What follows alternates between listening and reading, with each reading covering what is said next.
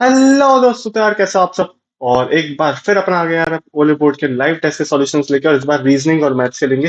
Reasoning में हालांकि ज्यादा अच्छे क्वेश्चंस थे नहीं, जो अच्छे हैं थोड़े बहुत वो मैं आपको करा दूंगा, थोड़े बहुत क्या तो ही मुझे लगे। बाकी तो सब ऐसे ही फर्जी फर्जी लगे। तो पहला क्वेश्चन डायरेक्टली स्टार्ट करते हैं। फर्स्ट क्वेश्चन ही था यार रीजनिंग का। ठीक है, इन्होंने पूछा कि कितने मीनिंगफुल इंग्लिश वर्ड्स बन सकते हैं। इस बार 5 लेटर का वर्ड दे दिया, 5 लेटर का वर्ड। मैंने आपको बता रखा है अगर 4 लेटर का वर्ड हो तो 24 कॉम्बिनेशन बनते हैं, आप सारे बना लो लिख लिख के। फिर अब 5 लेटर में 120 बनेंगे, तो लिख लिख के बनाना पॉसिबल उतना नहीं है। अगर आपके पास लास्ट में बहुत टाइम है, ठीक है, मान लो 10 मिनट बचे हैं, कुछ करने को नहीं है, कुछ भी करने को नहीं है, ठीक है, बोर हो रहे हो, एग्जाम हॉल में बैठे हो आराम से, भाई पूरा पेपर हो चुका है, कुछ करने को है ही नहीं, यही एक क्वेश्चन बचा है, ठीक है, तो आप ये क्वेश्चन में फिर 120 कॉम्बिनेशंस बना के कर सकते हो। हालांकि वो भी काफी बेकार सा मेथड है, ठीक है, लेकिन फिर भी कर सकते हो। दूसरा तरीका ये है कि आप ऐसे ही वर्ड्स बनाने की कोशिश करो, जैसे इसमें WORDS और एक SWORD स्वॉर्ड, ये दो वर्ड तुरंत ही दिख जाने चाहिए, ठीक है, कि ये दो बन रहे हैं, ठीक है। तो वन वाला ऑप्शन तो गया, अब बचा 2, 3 या मोर देन 3। इन तीनों में आपको खेलना पड़ेगा थोड़ा, 33% की प्रोबेबिलिटी पे, ठीक है। तो टू आपको वैसे दिख ही रहा है, ठीक है, दो वर्ड तो बन ही रहे हैं, ठीक है। तो मेरे हिसाब से मैंने इसका आंसर टू किया था, मुझे नहीं पता इसका आंसर है क्या, ठीक है, मेरे को यही दो वर्ड बनते हुए लगे थे। अगर आपके पास बहुत ज्यादा टाइम है और आपको इस क्वेश्चन में लगाना है तो आप लगा सकते हो। और उसके लिए क्या करना पड़ेगा, आपको 120 कॉम्बिनेशन सारे बनाने पड़ेंगे, ठीक है। जैसे SWORD, फिर ODR, इसके बाद ROD, फिर RDO। SW तो सब में कॉमन है, ठीक है, SW ऐसे तो अभी तो SW कॉमन रखा है, उसके बाद W को चेंज करेंगे, फिर SR, ऐसा बहुत 120 वर्ड्स बनेंगे, ठीक है। तो काफी ज्यादा हो जाएगा, ठीक है, 5 फैक्टोरियल, सीधी सीधी सी बात है। तो ऐसे क्वेश्चन में तो मेरे को लगता है कि ऐसे ही करना पड़ेगा, ठीक है। अगर टाइम की कमी है तो फिर सोचना ही पड़ेगा कि क्या बन सकता है, ठीक है। तो इस वजह से ही लिया था ये क्वेश्चन, और तो कुछ इसमें था नहीं। कहाँ गए।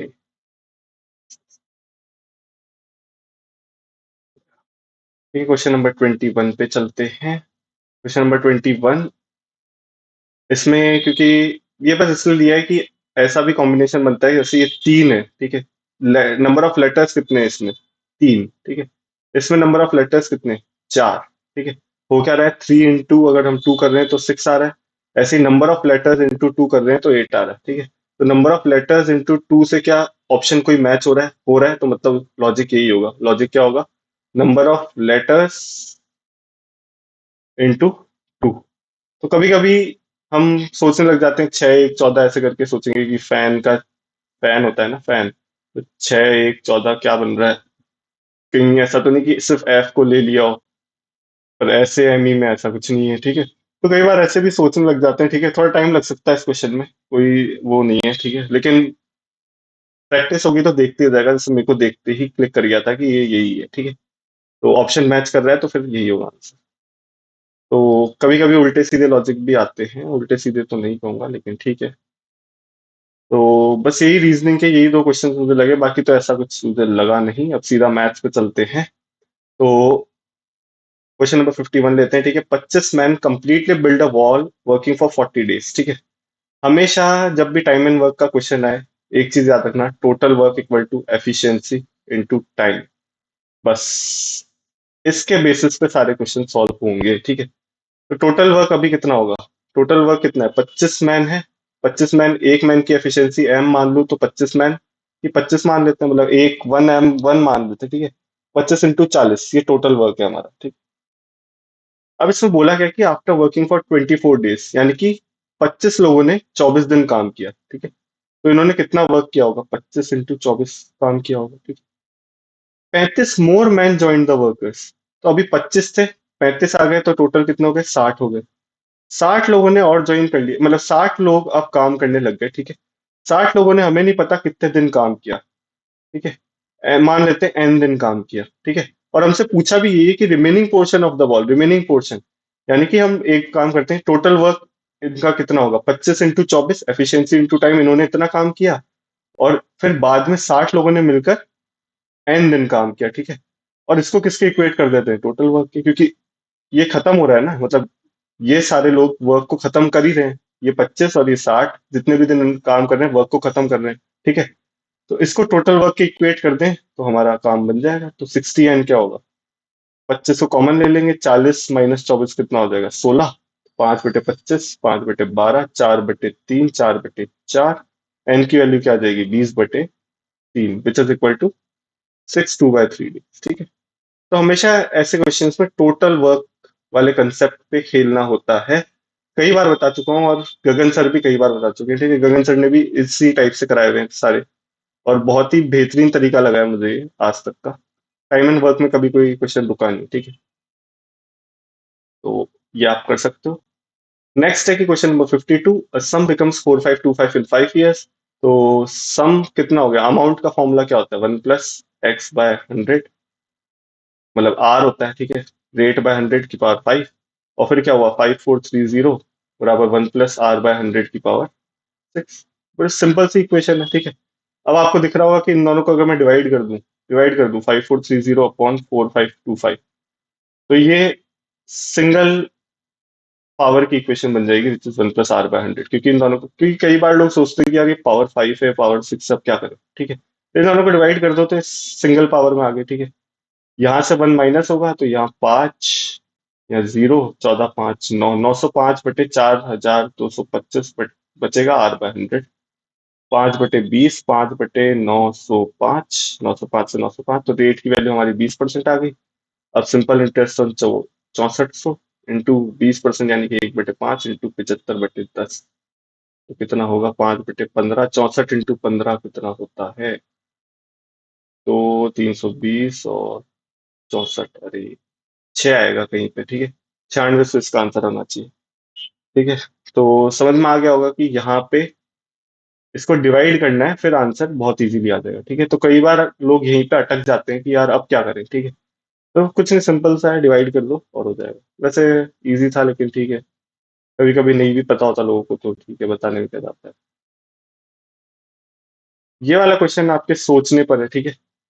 तो sum of digits of the smallest number पूछे, सम ऑफ डिजिट्स पूछा है, यानी कि हम गैस नंबर को गैस करना पड़ेगा हमें, ठीक है। ऑप्शन से हम गैस नहीं कर सकते। हमें बोला गया कि which when divided by 24 leaves remainder 10 और 32 से लीव रिमाइंडर 18।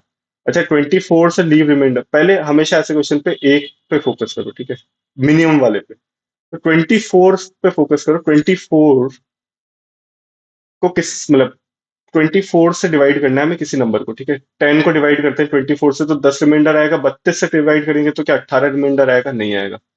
नेक्स्ट लेते हैं 34, क्योंकि 24 को 34 से डिवाइड करेंगे तो रिमाइंडर 10 आएगा, ठीक है। लेकिन क्या 34 को 32 से डिवाइड करेंगे तो रिमाइंडर 18 आएगा, नहीं आएगा। और 24 इंटू 2 48 प्लस 10 यानी कि 58, 58 को अगर 32 से डिवाइड करें तो रिमाइंडर 18 आ रहा है, नहीं आ रहा।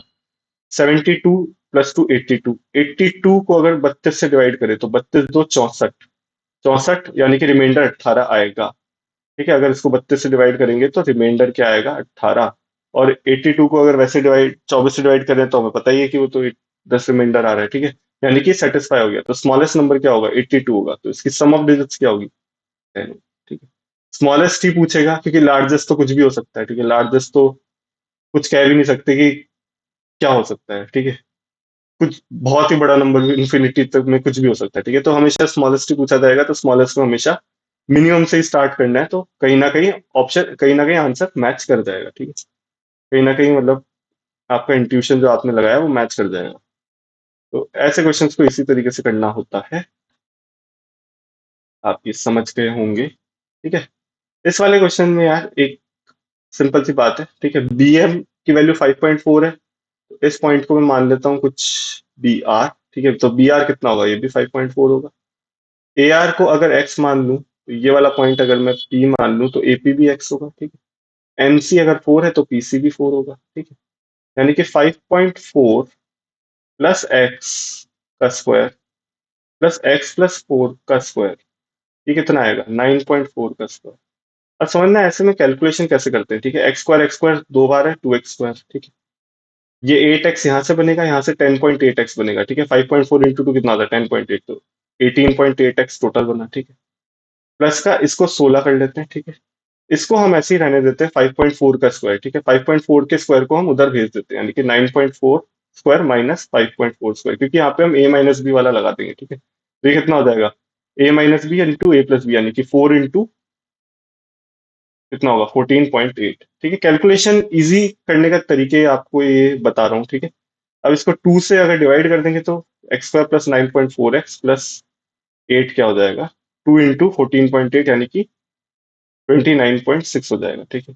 यानी कि एक्स स्क्वायर प्लस 9.4 एक्स की वैल्यू क्या आई, 21.6। अब कई लोग अटक जाएंगे कि यार अब क्या करें, क्योंकि यहाँ से तो इक्वेशन सॉल्व होना बहुत ही मुश्किल लग रहा है, बहुत ही मुश्किल है, ठीक है। अगर कई लोग ऐसे करेंगे कि x square plus 94 x minus 216 बराबर 0, 216 को टू की क्यूब इंटू 3 का क्यूब लिख सकते हैं हम, तो फैक्टर्स बनाने की कोशिश करेंगे लेकिन बनेंगे ही नहीं, ठीक है। पूछा क्या है, पूछा ये कि ट्राइंगल एबीसी का एरिया क्या है, तो एरिया कैसे निकालते हैं, half into base into height, तो हाफ इंटू एक्स प्लस 4 इंटू x+5.4, ठीक है। यानी कि x square plus 5.4 plus 4x कितना हो जाएगा, 9.4x प्लस 5.4 इंटू 4 कितना होता है 16, और ये 21.6। यानी कि हमसे इसकी वैल्यू पूछिए ये कितना होगा।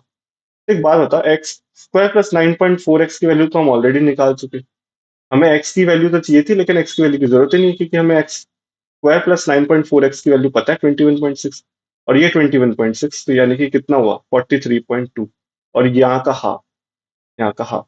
तो आंसर एक्चुअली में क्या है, 21.6 square centimetre. I think D option था, ठीक है। डी ऑप्शन 21.6 सेंटीमीटर स्क्वायर था, ठीक है। तो आपको ऐसे सोचना होगा कि जब आप ऐसी जगह पर अटक जाओ, तो इसका मतलब ये कहीं ना कहीं हिंट देख लेना कि क्वेश्चन में पूछा क्या है, और उसको एक बार लिख के देख लेना कि क्या पता है ऐसा ही तो नहीं कि मैं ये लिख के देखूं और इसको सॉल्व करूं तो एक्स की वैल्यू वैसे ही एलिमिनेट हो जाए, ठीक है। तो यहाँ पे हो भी रही थी, इसी वजह से क्वेश्चन बनाया गया है, ठीक है। जिसने भी फ्रेम किया बहुत ही तगड़ा फ्रेम किया है, ठीक है। तो आपको समझ में आ गया होगा कि कैसे अप्रोच करना है इस क्वेश्चन को, ठीक है। अगेन ये टाइम एंड वर्क का क्वेश्चन है, तो सैम 36 दिन में करता है, वीर 80% मोर एफिशिएंट है। मान लो सैम जो है वो 10 एफिशिएंसी है, ठीक है। तो वीर की एफिशिएंसी क्या होगी, 80% यानी कि 18 होगी, ठीक है। तो इनके टाइम का रेशो क्या होगा, ये तो एफिशिएंसी का रेशो, टाइम का रेशो क्या होगा, 18:10 हो जाएगा, ठीक है।